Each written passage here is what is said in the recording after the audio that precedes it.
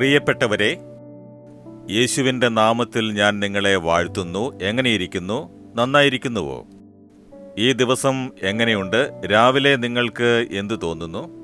സന്തോഷമായിരിക്കുന്നുവോ? തളർച്ച തോന്നുന്നുണ്ടോ? ഭയം തോന്നുന്നുണ്ടോ? നിങ്ങളുടെ മുന്നിൽ വെല്ലുവിളിക്കുന്ന കാര്യങ്ങൾ എന്തെങ്കിലുമുണ്ടോ? ഇന്നത്തേക്കുള്ള ആവശ്യം, ഇന്നത്തേക്കുള്ള പ്രശ്നം, രാവിലെ ഉണർന്ന ഉടനെ അത് കൺമുന്നിൽ വരുന്നു. എന്തു ചെയ്യാം എന്ന് ആലോചിക്കുകയാണോ?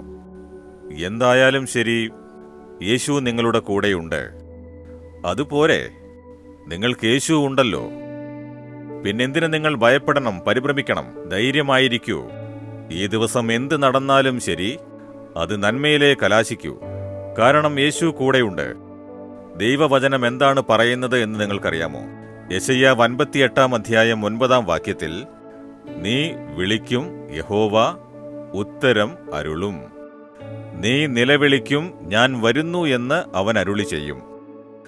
നിങ്ങൾ വിളിച്ചയുടനെ യേശു നിങ്ങൾക്ക് മറുപടി നൽകുന്നതായിരിക്കും.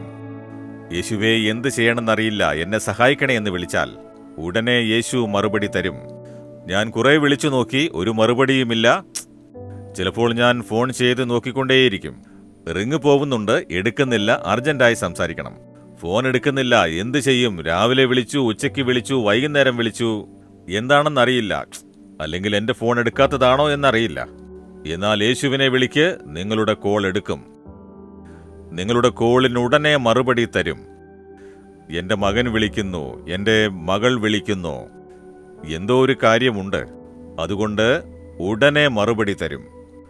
നിങ്ങൾ നിലവിളിച്ചാൽ, യേശുവേ, ഞാൻ എന്തു ചെയ്യും? ഞാൻ തനിച്ചാണ് ഉള്ളത്, എനിക്കാരുമില്ലെന്ന് തോന്നുന്നു എന്ന് പറഞ്ഞാൽ, ഇതാ ഞാനുണ്ട്, എന്തിനാണ് പേടിക്കുന്നതെന്ന് പറയത്രേ. ചെറിയ കുട്ടികള് വീട്ടില് പെട്ടെന്ന് ആരെയും കണ്ടില്ലെന്നിരിക്കട്ടെ, ചുറ്റും നോക്കിയിട്ട് അമ്മേ അമ്മേ എന്ന് പറഞ്ഞ് കരഞ്ഞുകൊണ്ടിരിക്കും. അച്ഛനെ പോലും തിരയില്ല, അമ്മേ എന്നാണ് കരയുക. അപ്പോ ശബ്ദം കേട്ടയുടനെ അമ്മ പറയും, മകനെ, ഞാൻ ഇവിടെയുണ്ട്, മകളെ ഞാനിവിടെയുണ്ട്, കരയണ്ട, അമ്മ ഇവിടെ തന്നെയുണ്ട്. അത് കേട്ടയുടനെ മക്കൾക്ക് പെട്ടെന്ന് ധൈര്യമുണ്ടാകും, അമ്മ ഇവിടെ തന്നെയുണ്ട്. അതേപോലെ യേശു എന്താണ് പറയുന്നതെന്ന് വെച്ചാൽ, നീ നിലവിളിക്കുന്നു, ഞാനിതാ ഇവിടെയുണ്ട് എന്ന് പറയും. നിന്നെ വിട്ട് ഞാൻ പോയി എന്ന് വിചാരിക്കുകയാണോ? ഞാൻ ഇവിടെ തന്നെയുണ്ട്, നിന്റെ അടുത്ത് തന്നെയുണ്ട്. പിന്നെ നീ എന്തിനാണ് പേടിക്കുന്നത്? എന്തിനാണ് നിലവിളിക്കുന്നത്? അതാണ് യേശു. അപ്പോൾ നിങ്ങൾ വിളിച്ച ഉടനെ യേശു മറുപടി തരും. നിങ്ങൾ പേടിച്ച് നിലവിളിച്ചാൽ, ഞാൻ ഇവിടെ തന്നെയുണ്ട്, ഭയപ്പെടേണ്ട, ഞാൻ കൂടെയുണ്ട് എന്ന് പറയും. ആർക്കാണ് അങ്ങനെ പറയുക? മുൻപുള്ള വാക്യങ്ങൾ വായിച്ചാൽ, വിശപ്പുള്ളവന് നിന്റെ അപ്പം നുറുക്കിക്കൊടുക്കണം, അലഞ്ഞു നടക്കുന്ന സാധുക്കളെ നിന്റെ വീട്ടിൽ ചേർത്തുകൊള്ളണം, നഗ്നനെ കണ്ടാൽ അവനെ ഉടുപ്പിക്കണം എന്ന് പറഞ്ഞിരിക്കുന്നു. നിങ്ങൾ ഇതുപോലെ ബാധിക്കപ്പെട്ടവരോട് സ്നേഹവും കരുതലും ഉള്ളവരായി അവർക്ക് നിങ്ങളാലാവുന്ന സഹായം ചെയ്താൽ, നിങ്ങളുടെ നിലവിളി കേട്ടയുടനെ യഹോവ ഉത്തരം തരുന്നതാണ്. നിങ്ങൾ മറ്റുള്ളവരെക്കുറിച്ച് ചിന്തിക്കാതെ സ്വാർത്ഥരായിരിക്കുകയാണെങ്കിൽ യഹോവ നോക്കും, നീ സ്വാർത്ഥനായിരിക്കുന്നല്ലോ, നിന്നെ ഞാൻ എന്തിനു സഹായിക്കണം എന്നൊരു തോന്നലുണ്ടാവുമല്ലേ? അതുകൊണ്ടാണ് യഹോവ പറയുന്നത്, നീ വിശക്കുന്നവൻ ആഹാരം കൊടുക്ക്, വസ്ത്രമില്ലാത്തവന് വസ്ത്രം കൊടുക്ക്, ഉപദ്രവങ്ങൾ അനുഭവിച്ച് കഷ്ടപ്പെടുന്നവരെ സഹായിക്ക്. നിങ്ങളുടെ ചുറ്റും നോക്ക്, കഷ്ടപ്പെടുന്ന എത്രയോ പേരുണ്ട്. എല്ലാവരെയും സഹായിക്കാനാവില്ല. 1-2 പേർക്ക്, ഒരു വിധവയ്ക്ക്, പിന്നെ കഷ്ടപ്പെടുന്ന ഒരു കുടുംബത്തിന്, ഒരു കുട്ടിക്ക് ചെറിയ ഒരു സഹായം, ഒരു ഉടുപ്പ് നൽകുന്നത്. അതുപോലെ കഷ്ടപ്പെടുന്നവർക്ക് നിങ്ങൾ ഒരു ചെറിയ സഹായം ചെയ്താൽ പോലും ദൈവം അത് കണ്ട് സന്തോഷിക്കും. അപ്പോൾ നിങ്ങൾ വിളിച്ച ഉടനെ ദൈവം ഉത്തരം തരും. നിങ്ങൾ ഭയന്നലറി, അയ്യോ യേശുവേ എവിടെയാണ് എന്ന് ചോദിച്ചാൽ, പേടിക്കേണ്ട, ഞാൻ ഇവിടെ തന്നെയുണ്ട് എന്ന് പറയും. ആ ശബ്ദം നിങ്ങൾ കേൾക്കും. അതിന് ദൈവം ആഗ്രഹിക്കുന്ന വിധത്തിൽ ഉള്ളയൊരു ജീവിതം ജീവിക്കണം. എപ്പോഴും എന്നെക്കൊണ്ട് ആർക്കെങ്കിലും എന്തെങ്കിലും വിധത്തിൽ സഹായിക്കാനാകുമെങ്കിൽ സഹായിക്കണം. യോഗ്യതയുള്ളവരെ ഞാൻ സഹായിക്കണം എന്നതിൽ നിങ്ങൾ ശ്രദ്ധിക്കണം. നിങ്ങൾ ചെയ്യുമോ? ഈ വർഷം എത്ര പേരെ സഹായിച്ചു? എത്ര വിധവമാരെയും പാവപ്പെട്ടവരെയും കഷ്ടപ്പെടുന്നവരെയും ഒരു ചെറിയ സഹായമെങ്കിലും നിങ്ങൾ ചെയ്തിട്ടുണ്ടോ? ദൈവം വലുതായിട്ടൊന്നും ചെയ്യാൻ പറഞ്ഞിട്ടില്ല. നിങ്ങളാൽ സാധിക്കുമോ ഒരു ചെറിയ സഹായം?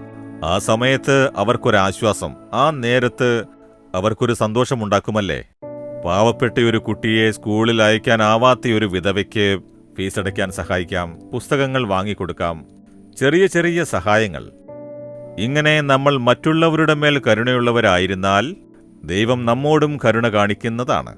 ഇന്ന് പറയുമോ, യേശുവേ, ആരെയെങ്കിലും സഹായിക്കണമെന്നുണ്ടെങ്കിൽ അവരെ എന്നെ കാണിക്കണമേ, എൻ്റെ അടുത്തേക്ക് അയക്കണമേ. അങ്ങ് പറയുന്നത് പോലെ ഞാൻ സഹായിക്കാമെന്ന് പ്രാർത്ഥിച്ചു നോക്കൂ. ശരിയായ ആൾക്കാരെ കാണിക്കും. ശരിയായ ആൾക്കാരെ നിങ്ങൾക്ക് സഹായിക്കാനാകും. അത് നിങ്ങളെയും സന്തോഷിപ്പിക്കും, ദൈവത്തിനും സന്തോഷമുണ്ടാക്കും. ശരിയല്ലേ?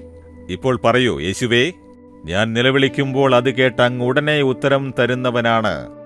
ഞാൻ ഭയന്ന് നിലവിളിക്കുന്നത് കേട്ട് നീ ഭയപ്പെടേണ്ട, ഞാനുണ്ട് എന്നെന്നെ ധൈര്യപ്പെടുത്തുന്ന ദൈവമാകുന്നു. അങ്ങയുടെ ഹിതമനുസരിച്ച് ഞാൻ പാവപ്പെട്ടവരെയും സഹായം ആവശ്യമുള്ളവരെയും സഹായിക്കണം. വസ്ത്രമില്ലാത്തവർക്ക് വസ്ത്രം കൊടുക്കണം. വിശന്നിരിക്കുന്നവർക്ക് ആഹാരം കൊടുക്കണം. യേശുവേ, എന്നാലാവുന്ന സഹായം ഞാൻ ചെയ്യണം, അതിനായി സഹായിക്കണം. എന്നെ ഇതാ സമർപ്പിക്കുന്നു. ശരിയായ ആളെ സഹായിക്കാൻ എനിക്ക് മാർഗനിർദ്ദേശം തരണമേ. യേശുവിന്റെ നാമത്തിൽ പ്രാർത്ഥിക്കുന്നു പിതാവേ. ആമേൻ, ആമേൻ. Jesus readings Malayalam YouTube channel subscribe ചെയ്യുക. ബെൽ ഐക്കോൺ ക്ലിക്ക് ചെയ്യുക.